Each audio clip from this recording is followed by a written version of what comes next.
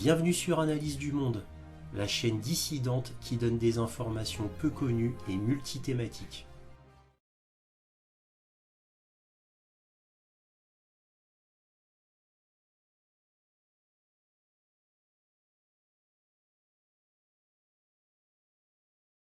Bonjour à vous, bienvenue sur Analyse du Monde. Comme d'habitude, si cette vidéo vous plaît, un petit pouce, un abonnement, un commentaire pour me dire ce que vous en avez pensé. C'est important pour moi. Éventuellement un petit don, lien dans la description, cela me permet de publier régulièrement. Merci à tous de votre soutien à Analyse du Monde, aussi appelé Réinformation sur le monde sur YouTube. Donc là, c'est le point sur l'Ukraine du 2 septembre 2023 avec comme titre Washington et Kiev sont en désaccord sur la conduite de la guerre et Kiev bombarde la Russie pour ne pas parler du front. Voilà. Donc comme d'habitude, cette vidéo est en plusieurs parties. Donc on va commencer par les informations générales avec la conclusion et enfin la carte militaire pour avoir plus de détails sur ce qu'il se passe sur le terrain. Voilà, donc on va commencer. Alors on va commencer par le front Zaporijie-Donetsk. Alors je vous rassure, hein, c'est pas la carte militaire que je fais tout de suite. Là je fais juste une petite présentation parce qu'on en parle beaucoup dans les médias. Donc je vous donne les dernières nouvelles que je vais simplement survoler, hein. Les vrais détails seront dans la carte militaire.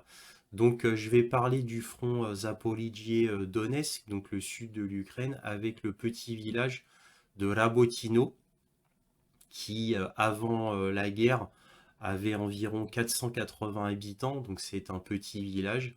Alors que se passe-t-il aux dernières nouvelles? Donc Rabotino a été en partie ou entièrement évacué par les Ukrainiens suite à une offensive importante russe qui se serait faite au 1er août. Donc les forces ukrainiennes dirigent leurs forces vers le village de Verbove, qui est à l'est et très près de Rabotino. Donc leurs dernières offensives sur Verbove est un échec, donc c'est un autre village, hein, qui est à l'est de Rabotino, je le répète. Avant ce changement de situation, les Ukrainiens avaient le nord de la ville de Rabotino et les Russes le sud. Alors, bon, là, je fais en fonction de ce que j'ai comme rapport.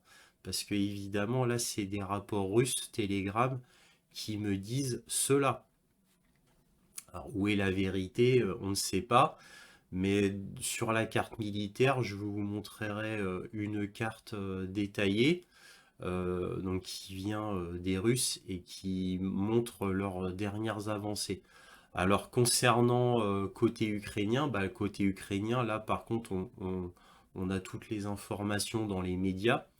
Donc les médias nous disent que les Ukrainiens ont Rabotino, ont pris Rabotino et ont passé la première ligne de défense et s'enfoncent dans le sud, vers le sud. Alors évidemment, les Russes, eux, ne disent pas du tout ça. Eux, ils disent pas du tout ça. Donc je voulais vous dire que, bon, bah, selon les sources, évidemment, les résultats changent. Voilà, donc c'était important à préciser. Donc sur Kupiansk, le général Sierski, donc c'est le général en chef de l'armée de terre ukrainienne, a déclaré que les Russes menaçaient Kupiansk, donc la ville, de manière imminente et demande plus de troupes au nord pour protéger Kupiansk. Alors en effet, d'après le général Sierski, l'offensive russe majeure va se faire au nord et donc il demande beaucoup plus de troupes. Alors évidemment, ça va être difficile puisque la grande offensive ukrainienne doit se passer dans la région d'Orirov, c'est-à-dire sur le front Zaporijie-Donetsk au sud. Donc ça voudrait dire prendre des soldats du sud pour les envoyer vers le nord. Ce qui va rendre d'autant plus difficile pour les Ukrainiens cette fameuse percée au sud. Alors, autre nouvelle, c'est d'ailleurs le titre de ce point sur l'Ukraine, Washington n'est pas content car il veut que toutes les forces ukrainiennes soient jetées dans la région d'Orirov pour faire la fameuse percée, ce que Kiev refuse absolument par la voix même de Zelensky. Même s'il y a quand même tout dernièrement un changement de ton de Washington, un ton plus adouci envers Kiev, car ils se sont aperçus que médiatiquement, le fait de dire que Kiev s'y prend mal dans la conduite de la guerre, ben, cela donne un résultat médiatique assez pauvre. Donc Washington commence à changer de ton vis-à-vis de Kiev. Autre nouvelle, il y a de nouvelles armes pour Kiev. Donc d'après les Ukrainiens, ces nouvelles armes peuvent changer la donne et pourraient leur donner la victoire. Alors Kiev annonce un nouveau missile de 700 km de portée qui va bientôt arriver et est fabriqué par la société anglaise BAE. Et là où c'est un événement, c'est que ce missile serait fabriqué en Ukraine. Donc cette société britannique s'installerait en Ukraine, donc commencerait à construire une usine là-bas. Nous verrons bien. Et un drone sous-marin de très longue portée qui pourrait être fabriqué par cette même société. Donc ce drone sous-marin qui ressemble à un tout petit sous-marin aurait une portée de 1000 km.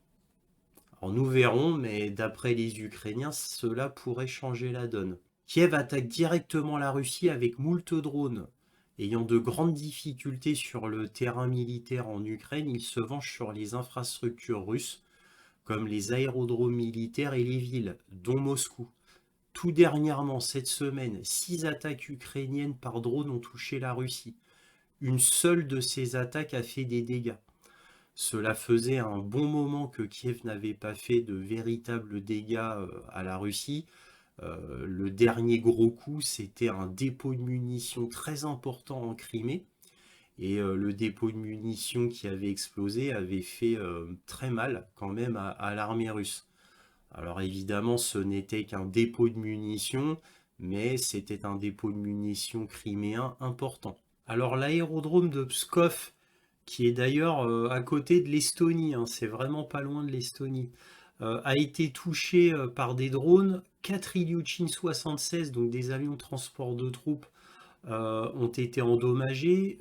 2 ont brûlé, en partie, tout du moins, et 2 autres ont été touchés. Alors concernant les dégâts, eh bien on ne sait pas trop. D'après les images satellites qu'on va voir, parce que je vais vous montrer des images satellites, les drones qui ont touché les Ilyushin n'ont pas fait vraiment de dégâts. Même les 2 Ilyushin qui ont pris feu. Apparemment, bon, les pompiers ont bien fait leur travail et ça aurait touché que la coque, mais l'extérieur seulement. En tous les cas, nous allons voir ça avec des images. Donc là, on peut voir des images satellites occidentales de l'aérodrome de Pskov.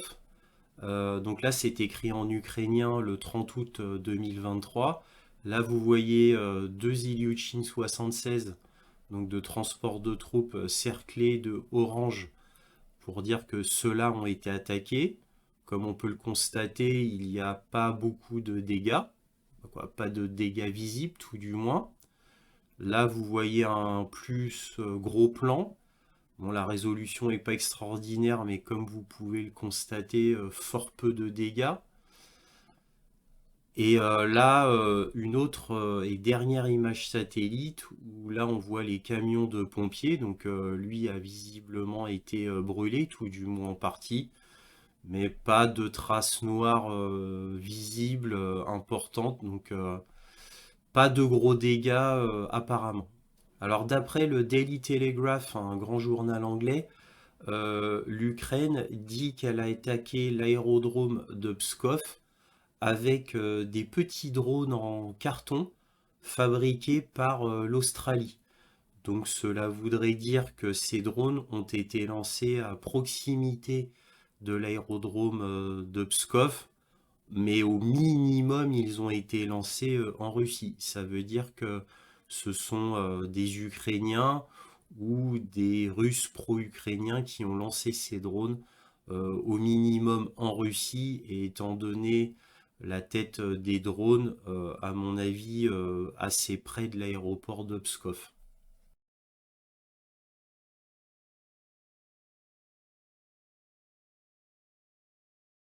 Alors pour finir sur l'aérodrome de Pskov, un dépôt de ravitaillement a été touché par un drone ukrainien, ce qui a généré une importante explosion. Apparemment, ce dépôt de ravitaillement était assez isolé, donc il n'a pas fait de gros dégâts sur cet aérodrome. Mais bon, je tenais à signaler ce dernier détail quand même. Alors on va parler d'une publicité qui a été faite par les Russes pour les Ukrainiens. Et vous allez voir, c'est très intéressant. Donc je vais vous montrer cette publicité. Ось він, твій контрнаступ. Ти вважав, що у тебе багато шансів зберегти життя. Але ти не захотів тікати з країни у жіночій сукні. Мамі не вистачило грошей, щоб дати хабара. А батькові не допомогли старі зв'язки. Ти намагався сховатися, але їм треба м'ясо. Бо леопарди їм жаль. І своїх дітей їм жаль. А тебе – ні.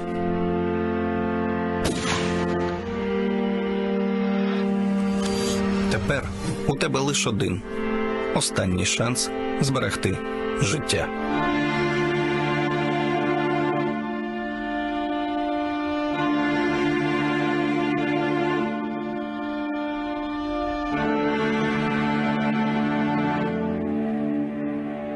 Alors les Russes, en faisant cette publicité, espèrent que des volontaires pour l'armée ukrainienne ou des soldats de l'armée ukrainienne voient cela sur VK, Telegram ou n'importe où ailleurs sur Internet afin de les dissuader de continuer la guerre et qu'ils se rendent.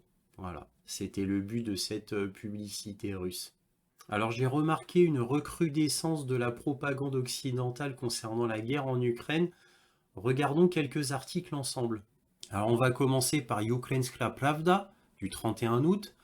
La Fédération de Russie sera à court d'obus, d'artillerie et de véhicules blindés d'ici la fin de l'année. 6 mois de guerre ont conduit non seulement à des pertes colossales et irréparables en effectifs, donc en gros la Russie va très très bientôt perdre la guerre, mais aussi à un énorme gaspillage d'armes et d'équipements militaires pour la Russie. Les missiles guidés sont déjà très rares. Les obus pour l'artillerie et les véhicules blindés seront épuisés par la fin de l'année. Et l'état de l'aviation militaire exclut une campagne aérienne à grande échelle. En raison des sanctions, la Russie ne peut pas poursuivre sa production industrielle d'armes à grande échelle et reconstituer ses stocks qui s'épuisent rapidement. Ça, c'est Ukrainska Pravda. On est à Newsweek. Les troupes russes reçoivent des obus inutilisables alors que la pénurie de munitions frappe. Donc les soldats russes en Ukraine ont reçu des munitions inutilisables alors que les forces du Kremlin commencent à ressentir les conséquences de la pénurie. Plus tôt ce mois-ci, le ministère britannique de la Défense a déclaré qu'il était probable que la Russie tentait de reconquérir des zones de l'oblast de Donetsk détenues par l'Ukraine. Cependant, l'armée de Vladimir Poutine n'a réussi à réaliser que de faibles gains en raison du manque de munitions et d'unités nécessaires au succès des offensives. Bon là, ils reconnaissent étrangement que l'armée russe a réussi à réaliser des faibles gains. Bon, bref. On a The Guardian, donc le grand journal anglais. La Russie est confrontée à une pénurie critique d'obus d'artillerie selon le chef de la défense britannique. Tony Radakin a déclaré que la capacité de Moscou à mener des opérations terrestres en Ukraine diminuait rapidement. La Russie est confrontée à une pénurie critique d'obus d'artillerie et la capacité de Moscou à mener des opérations terrestres en Ukraine diminue rapidement. En conséquence, a déclaré le chef des forces armées britanniques. Là, c'est The New Voice of Ukraine. La base aérienne russe de Kursk subit d'importantes pertes lors d'une attaque réussie du service de sécurité ukrainien. La base aérienne de Kursk, dans l'ouest de la Russie, a été attaquée par des agents du contre-espionnage de la 13e direction principale du SSU.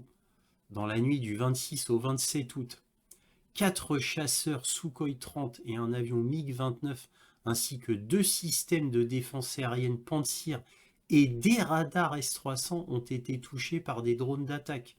Presque tous ont atteint leur cible, dont 3 seulement étaient interceptés par la défense aérienne russe, a indiqué la source. Alors les Russes, eux, nient qu'il y ait eu des dégâts sur la base de Koursk. Ils admettent que la base a bien été attaquée par les Ukrainiens, mais eux, ils disent qu'il n'y a eu aucun dégât. Alors maintenant, qui croire? Alors on va passer à un autre article de MSN. Donc toujours sur la base aérienne de Koursk, l'imagerie satellite ne révèle aucun dommage à la base aérienne de Koursk. Des analyses supplémentaires sont nécessaires, d'après The War Zone. The War Zone, c'est un site de référence de guerre américain. Donc là, vous voyez l'image satellite de la base de Koursk après l'attaque, je précise, après l'attaque. Là, vous voyez donc là les Sukhoi 30. Donc, que dit MSN? Il dit il n'y a eu aucun dommage visible sur les images satellites.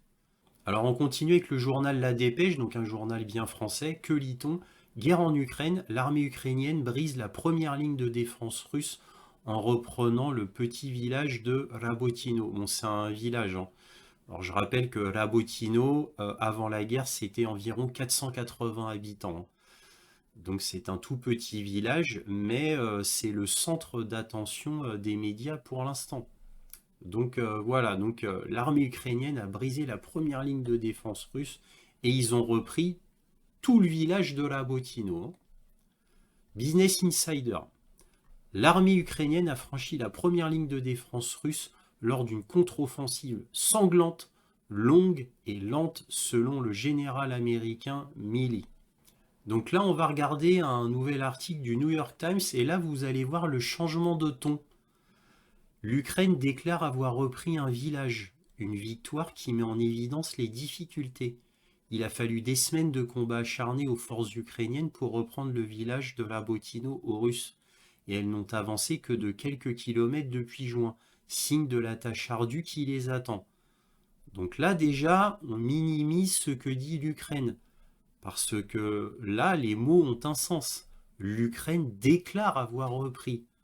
Contrairement aux autres journaux, qu'on a l'habitude de voir, certains journaux occidentaux qui disent « l'Ukraine a repris ». Ils disent ça comme une affirmation. Toutes leurs informations viennent du gouvernement ukrainien, mais la plupart du temps dans les journaux, c'est « l'Ukraine a repris ci, l'Ukraine a détruit ça ». Et on ne disait pas souvent l'Ukraine clame avoir repris ça, l'Ukraine déclare, l'Ukraine dit. C'est souvent les journaux occidentaux annoncent ça comme des faits. Voilà, donc là, petit changement de ton. Et là, ce n'est pas anodin puisque le New York Times, lui, montre un char ukrainien détruit près du village de Rabotino, dans la région de Zaporizhzhia.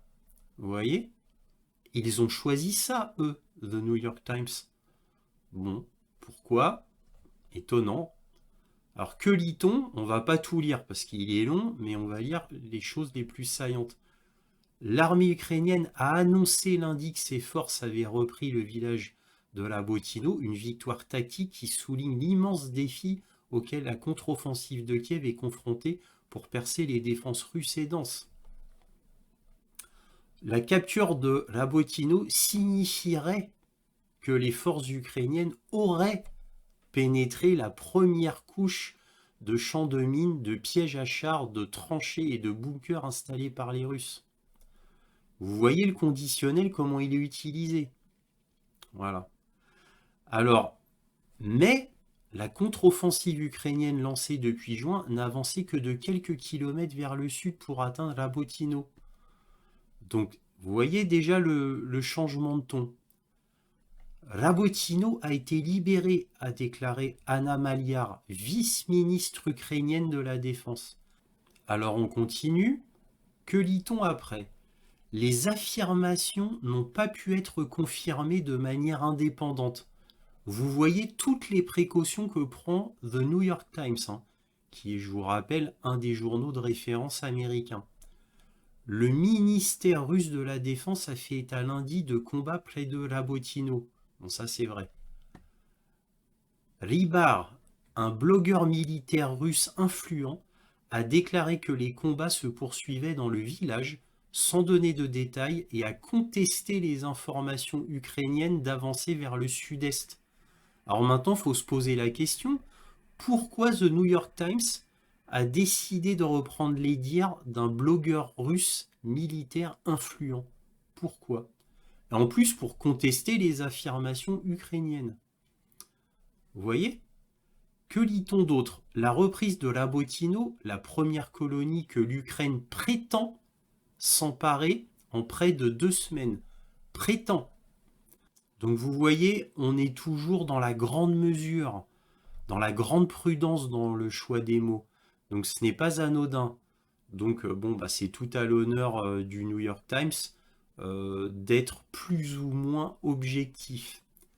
Alors je vous ai montré ces extraits de propagande de journaux occidentaux qui vous montrent quand même qu'on revient un peu comme l'année dernière où on nous martelait que les Russes n'avaient plus de missiles ni d'obus puisqu'ils en utilisaient tellement que forcément d'ici l'hiver, eh bien ils allaient en manquer, ils n'allaient plus pouvoir faire la guerre. Donc les experts nous disaient, bah, les Russes ont perdu la guerre.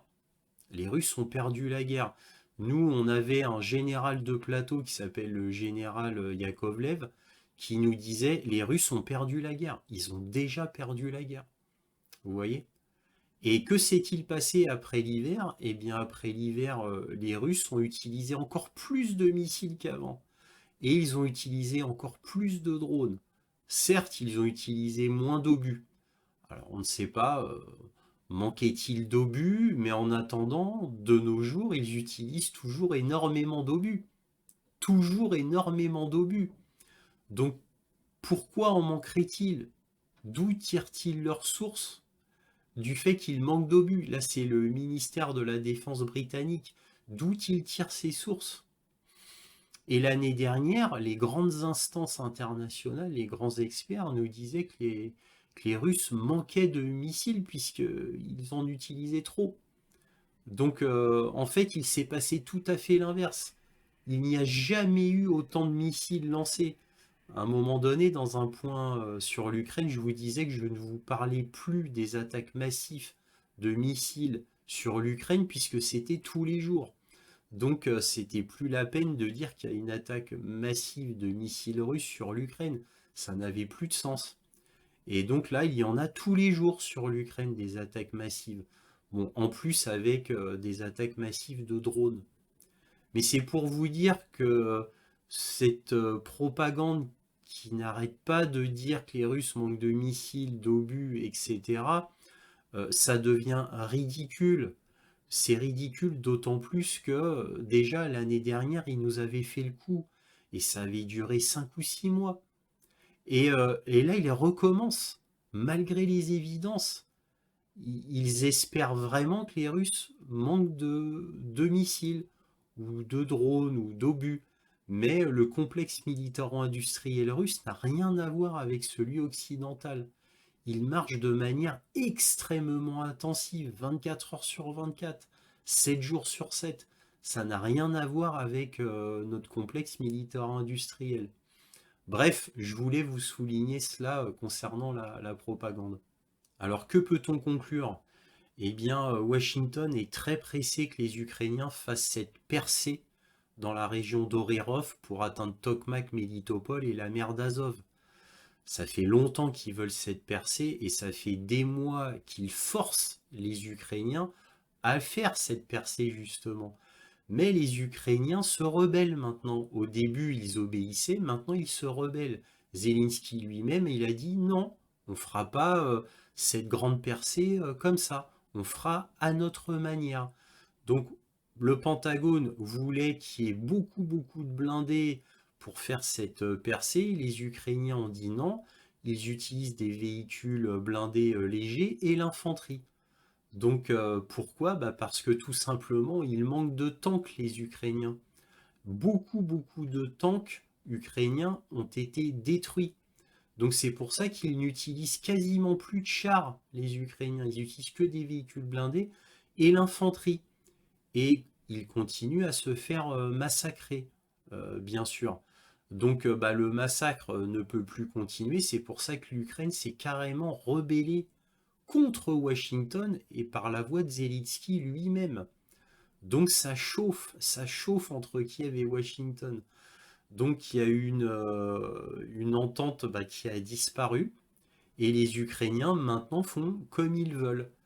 Alors malheureusement, certes, la méthode ukrainienne permet d'éviter de brûler toute leur brigade d'un coup et de perdre la guerre peut-être immédiatement, mais le fait qu'ils utilisent quasiment que des véhicules blindés et que l'infanterie, évidemment, ils n'ont aucune chance de faire une percée. Strictement aucune. Alors évidemment, je vous ai montré la propagande qui disait que Rabotino a été prise, que la première ligne de défense a été défoncée par les Ukrainiens, mais ça c'est de sources ukrainiennes. Les Russes disent non. Les Russes ils disent ils n'ont pas franchi la première ligne de défense, ils n'ont pas pris Rabotino, et comme on va le voir bientôt sur la carte militaire, c'est tout l'inverse. C'est les Russes qui ont repris Rabotino, d'après les sources russes. Donc, vous voyez, donc c'est chacun ses sources en gros. Et vous avez lu l'article avec moi du New York Times qui est extrêmement prudent. Extrêmement prudent. Donc, le problème, c'est que le New York Times, mais comme le Washington Post ou d'autres grands journaux internationaux, ils jouent leur réputation. Ils ne peuvent pas dire des bêtises énormes comme des plus petits journaux, comme Newsweek, comme le Daily Telegraph, le Daily Mail et autres. Ils ne peuvent pas se permettre ça. Donc ils font quand même une propagande pro-ukrainienne, mais très mesurée. Donc c'était très important de dire cela. Enfin, on a ces attaques de drones massives ukrainiens en Russie. 6 attaques cette semaine, c'est énorme, hein. Alors sur les 6 attaques, une seule a fait des dégâts, donc base d'aérodrome de Pskov. Apparemment, un dépôt de ravitaillement a explosé. Bon, ça, ce sont de vrais dégâts. 2 Ilyushin ont été brûlés, tout du moins en partie brûlés, mais sans grand dommage apparemment. Et 2 autres Ilyushin 76 de transport de troupes qui ont subi des petits dommages. Mais comme vous l'avez vu, rien de visible par satellite. Donc les avions, apparemment, devraient pouvoir être réparés. Donc, au final, quasiment pas de dégâts. Donc, très peu à l'échelle de la guerre. Ça ne changera strictement rien. Strictement rien. C'est que de la communication, uniquement de la communication. Toutes les attaques de drones qui ont été faites en Russie ont fait très peu de dégâts. Très très peu. Ça ne change rien au niveau militaire. Donc c'est que pour la communication, que pour le symbole.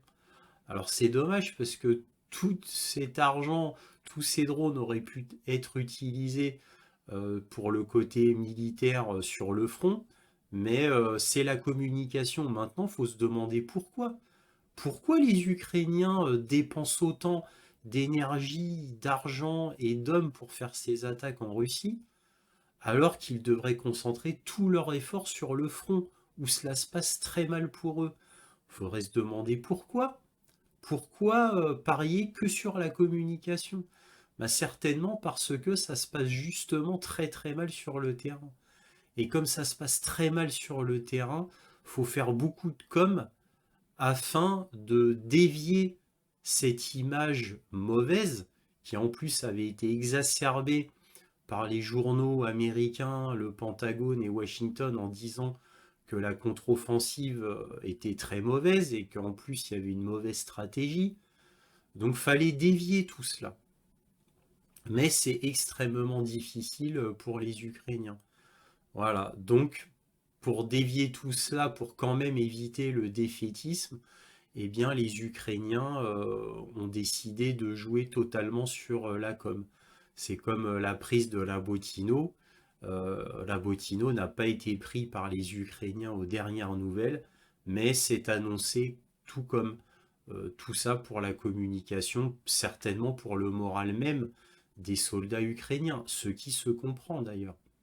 En tous les cas, voilà ce qu'on pouvait dire concernant euh, le point sur l'Ukraine. Pour la conclusion, on va passer à la carte militaire.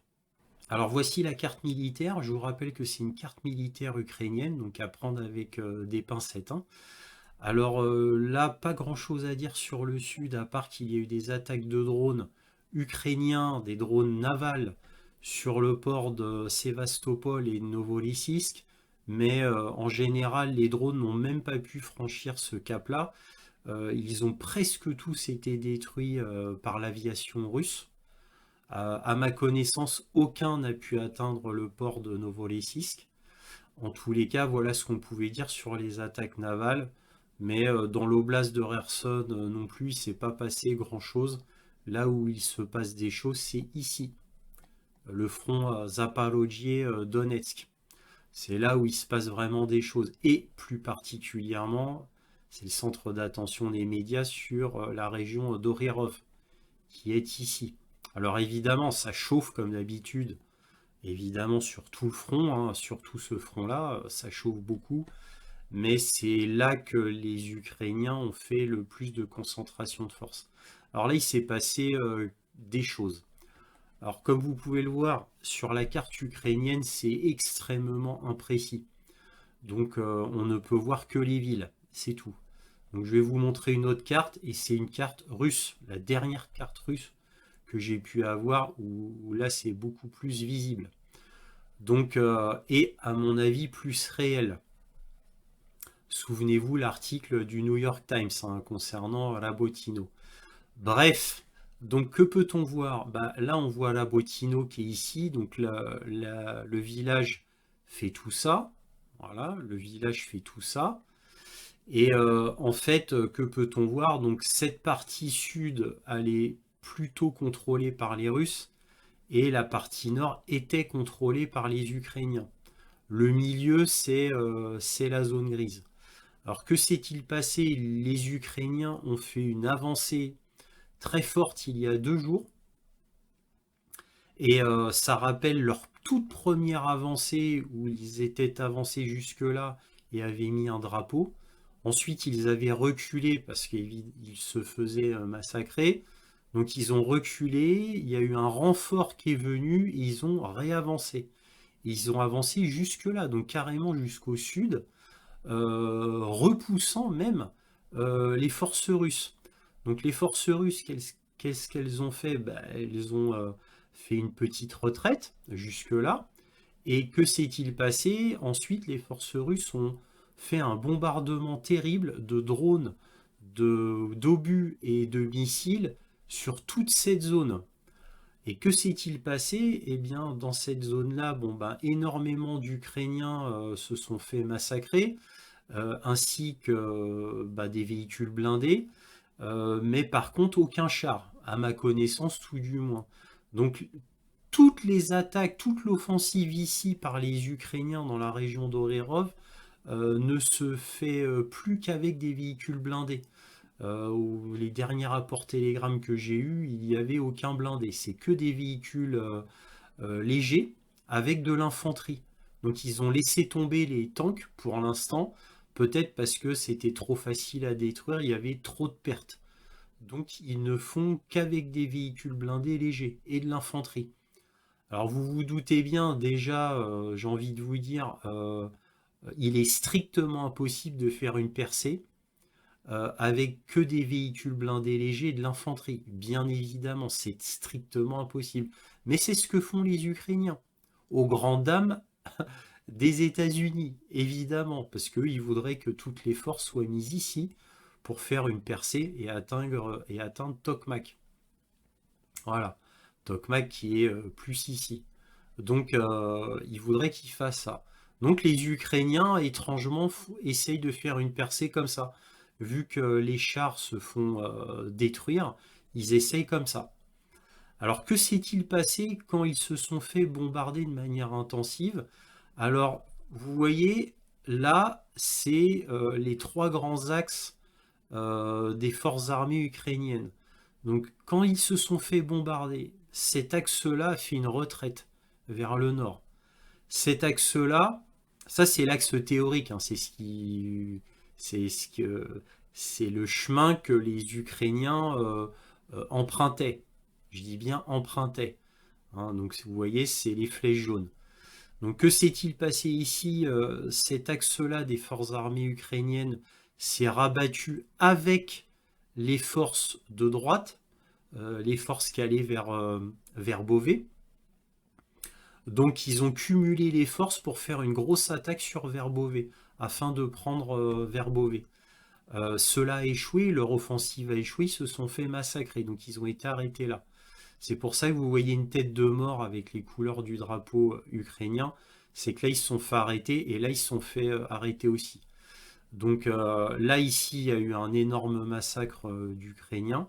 Alors pourquoi ils se sont fait facilement massacrer ici? Bah, ils sont tombés dans un chaudron, dans un tout petit chaudron. Et il ne faut pas oublier que les Ukrainiens, ici, dans cette zone-là, sont complètement pris en tenaille. C'est la pire des situations pour eux. Parce qu'on a les forces russes ici qui bombardent avec des Sukhoi 25 et des Ka-52, c'est-à-dire des hélicoptères de combat sur les côtés. Alors ils combattent sur les côtés gauche, sur les côtés droits. Alors par contre, les Russes ne peuvent pas faire des offensives importantes en tenaille flanc est, flanc ouest, tout simplement, parce que bah, y a tellement de mines que eux-mêmes sont bloqués.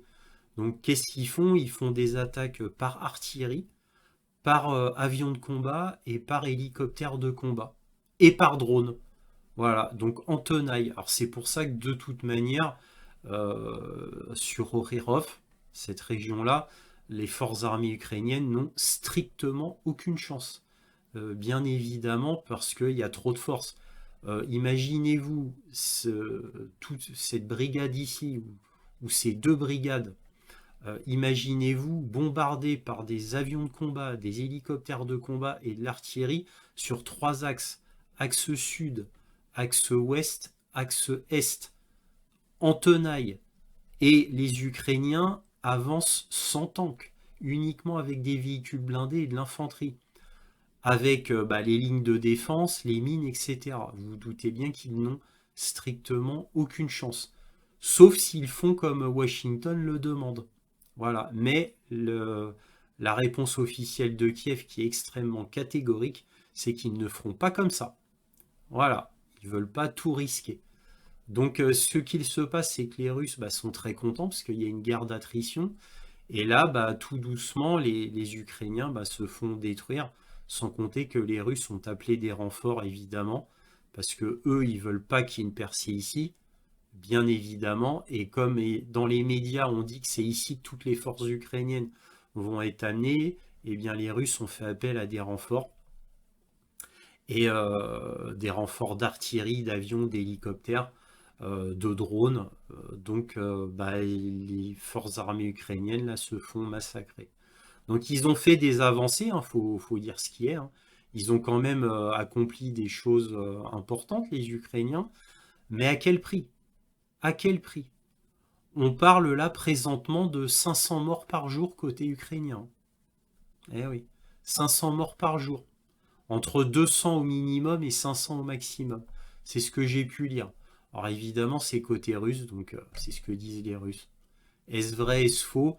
Mais en tout cas, le fait qu'ils se fassent massacrer, ça c'est certain. On va revenir à la carte. Alors, quoi d'autre, quoi d'autre? Alors, paraît-il, ça reste à confirmer. Bon, Ougledal, ça n'a pas changé, cette forteresse ukrainienne n'a pas changé, les forces russes n'avancent pas. Ici, les forces russes n'avancent pas. Paraît-il que sur Malinka, c'est enfin terminé, qu'ils arrêtent la guerre d'attrition et qu'ils ont décidé d'avancer vers l'ouest, en longeant le fleuve ici. Donc paraît-il que les Russes ont fait une petite avancée, ils ont finalement pris Malinka. Bon, par contre, là, rien n'est sûr, ça doit être confirmé.